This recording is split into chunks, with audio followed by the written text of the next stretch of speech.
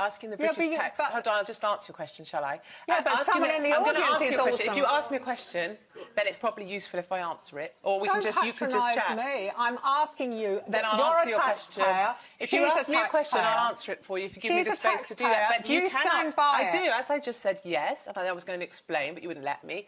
Is that if you spend £4,500 a month stabling your horses, two of which cost £150,000 each, allegedly, you know, I don't think you can then look the taxpayer in the eye, some of which only are maybe £30,000 a year, which is still a lot of money.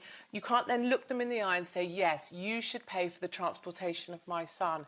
I think sometimes when we're queuing for a hospital place, maybe when you can't get an appointment for the doctor the day you need it, when you actually need to get a place in a school that you really want to get to and you can't because there aren't enough taxis to go round, should Katie Price be taking taxpayers' money when she earns what she earns and spends £4,500 on a few old nags in a stable? I say no.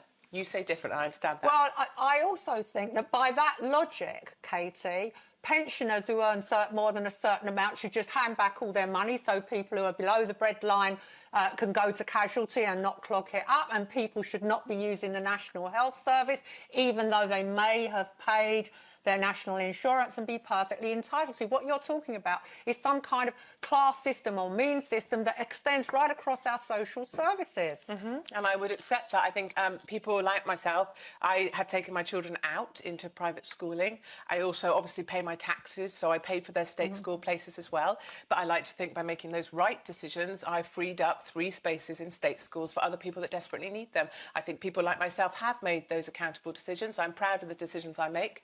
I believe I do have integrity in the things I say, but I accept that you have a differing view to me.